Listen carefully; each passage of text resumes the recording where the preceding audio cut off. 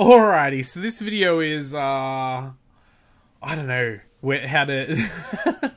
Well, this is sort of looking at the real life history of the companies that have made Battletech, just really quickly, so fans can sort of understand also the context in which these games are being made. I think that really contributes very heavily to the changes that we see in the game. So you'll notice when you're looking at the history, the story seems to repeat itself over and over again, if that makes sense. Like, originally you have these 5 great houses that buggerize around and then cause destruction, and then you know, they're coming out of this dark age and there's all this technology, and then big bad attacks from X location and they unite to fight it and reform a Star League, and everyone's happy for a while and then it disappears. You also find that power creep happens a lot. Like, you've got the clans come in, and so they have to up the technology, and then Fedcom era comes in and then sort of knocks it down back a peg, and then you know, evens the playing field, and then you have the Jihad comes and ups the technology again, and then they have to have a MechWarrior clicks Dark Age, and then, like, it's just, oh my gosh. Alright, so I just wanted to quickly talk to people who don't know this side of it a bit about why is Battletech such a repetitive game, or such a, I don't know, why is it the way it is? Is basically what I want to talk about. Just very quickly, just the history of what's going on, and this is important when we get to the end, right? So, originally, this game was made in 1984, 2 years before I was born, and FASA owned the stuff, and they released it as Battle Droids, and then George Lucas and Lucasfilm wrote them a nice little letter saying, excuse us, but I think you'll find we use the term droids in Star Wars and you're not allowed to have that. So they had to change the name, and originally it wasn't, and again, this is something that's always bothered me. It's like, well, the mechs and the airplanes and the spaceships, they do pretty much the same job as the battle mech. I don't know why you'd go to all the length to make it more complicated. And the reason for that is originally it wasn't humans fighting. Originally it was robots. They were robots, big giant robots that were fighting. And that is why everyone jumped on the chance to use them, right? Because no one was dying, which that makes a lot of sense to me. And then they changed it. No. There's pilots in them. They're mechs. They're not robots. If they're robots, we get sued. And but a lot of the pictures that they took for their original things were very inspired by Macross and the Gundams and things like that, right? So they actually got sued for using the pictures, and they had to take some of them out. So originally there was things like Stingers, and there was robots that turn into airplanes, much like the Veritech fighters of Macross, you know, all this other stuff. They got sued, and they're like, okay, well, they tried to countersue as well, and they're like, nah, it didn't work. So that happened, right? And they changed it to Battletech, and they were called, instead of Battle Droids, Battle Mechs. And that was sort of how first edition ended. They made it second edition. They then had some video games and stuff came out. So, and the reason why I'll tell you about these is because it impacts what happens later in the story. Okay, so 1988, you had Crescent Hawk's Inception and Crescent Hawk's Revenge, and Infocom released that, and they actually designed sort of a mech Crescent Hawk for that. And so they sort of own some of the rights to that. And then in 1989, you have MechWarrior, the computer game, is sort of owned by Activision. So the story that's told there and the planets and the characters in that are owned by Activision. Activision made 4 games, and Activision's now owned by Microsoft or Blizzard or whatever. Something's happened with Activision, so now Activision doesn't even own the rights to those things anymore. Some other random company does. And yeah, so all the MechWarrior things. There was a MechWarrior TV series in 1994, which was made by, I think, Bandai, and they created the character of Major Adam Steiner, I think Steiner. And anyway, and he had the first Somerset Strikers, and they sort of owned the rights to him and all the things that he did, and they really developed a lot of the fluff with Jade Falcon for that. So they own a bunch of the characters of Jade Falcon clan. In 1996, they released the MechWarrior RPG, and that's sort of when second edition really kicked off. And that was done at the same time as the release of the Battletech collectible card game. So that was done by Wizards of the Coast, the guys who do Magic the Gathering. So a lot of the stuff that Wizards of the Coast, the art and the characters that were introduced in that, a lot of them are owned, like they were made for that card game, so they're owned by that company. The planet's owned by that company. And FASA was starting to realize, like, we've got a lot of people who, you know, are making stuff for our company, for our thing that we own the rights to, and we don't really have a way of reining them back in. So they sold their rights to Battletech to WizKids, and WizKids made some Battletech games, and WizKids got this property, and they're like, wow, this is a lot of history. Has anyone here read all this? And people in there said, no, we haven't. They're like, you know what? Screw it. We're just gonna start from scratch. You know, we will reboot it. And they made a Clicks game. And I don't think 2007, that doesn't look correct, because I swear it was, we sold it when that's not a correct date. Whoever said 2007 online's wrong, because we sold it when I was working the shop, and I was working the shop in 2004, so that's definitely wrong.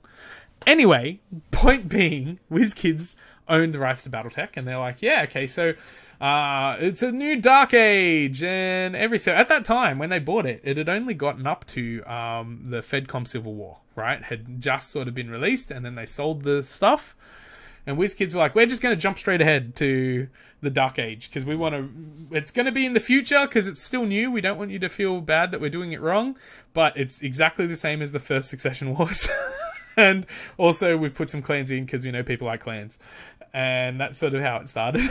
And then people were like, why is there... you know, why is there? It's like, oh, the Republic have, been, they defeated the Jihad.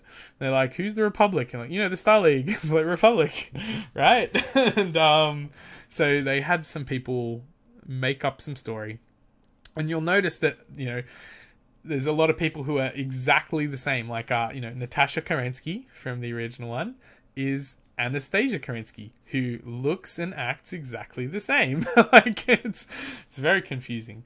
You also then have, in 2009, Catalyst Games Labs are like, you know what? Why don't we put everything back together? Why don't we try and bring everything back? So they start trying to buy the licenses for all the stuff that sort of disappeared, and they end up coming across some pretty big problems, but they've already bought a chunk. So, okay, WizKids, they did some stuff, and they're like, this is kind of going nowhere. We've released a game, and people are kind of sick of it. And again, power creep. Every expansion pack came out, and it was more and more powerful, more and more powerful, more and more powerful. And then they created Age of Destruction, which really took it up another notch. And it just became... I used to play in tournaments, and I can tell you, it became very competitive, but it also became very frustrating. Like, if you didn't have...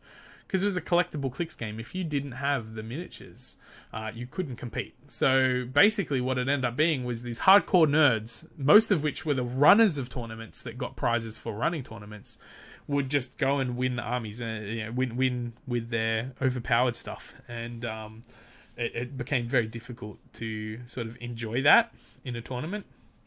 And people got sick of it as well, because they just started releasing ridiculous expansions.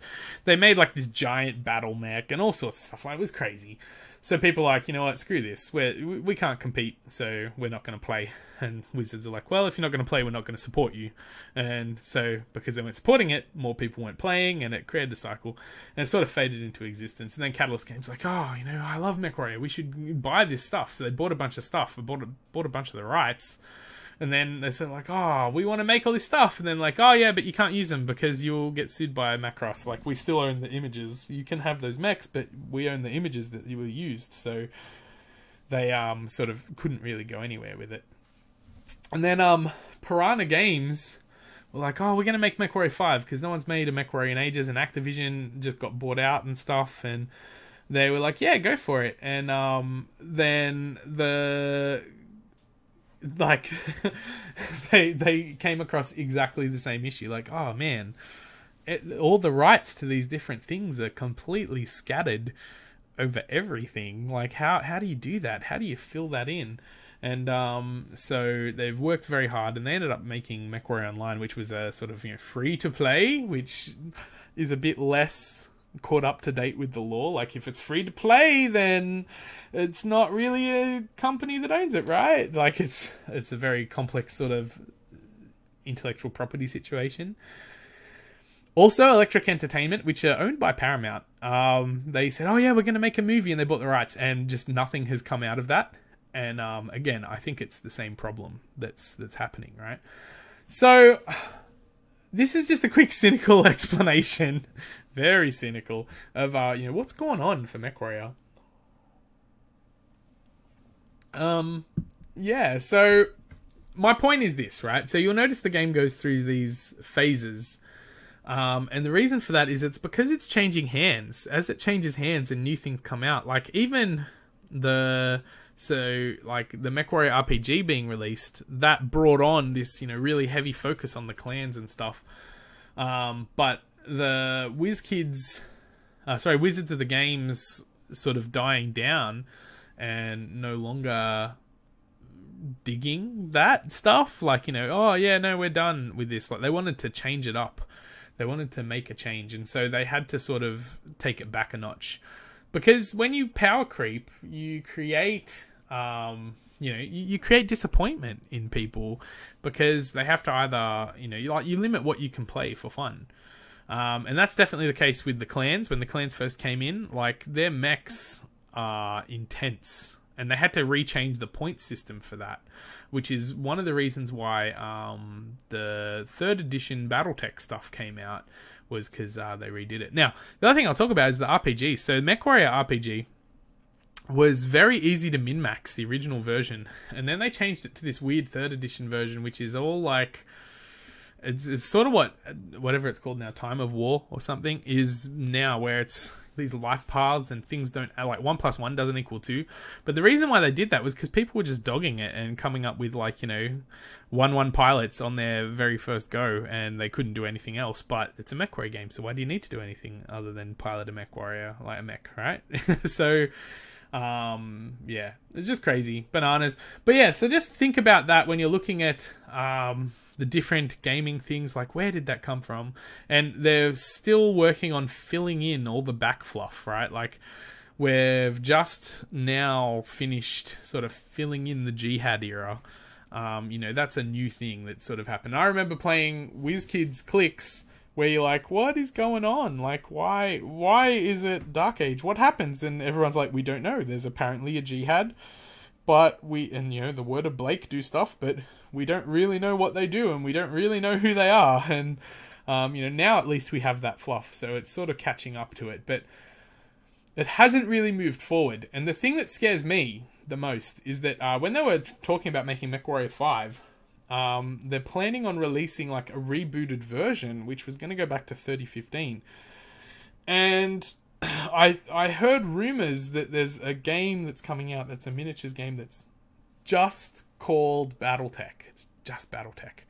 So I don't know. And it sounds like it's going to be a reboot. So I'm a little bit concerned that they're going to reboot this, and that's going to make me sad. They're going to destroy something that I love, because that's always what happens with a reboot. It always destroys what happens. It always destroys what what you love already. That's what happens when you get it. So anyway, I hope you don't mind my cynicism on this one. But just when you're looking at your stuff, have a think, like, oh, you know, who owned the company at this time? Why is this happening? And that will also help to sort of explain, like, why has everything stagnated right now? And that's because the intellectual property is completely all over the shop. Anyway, thanks for watching. Bye.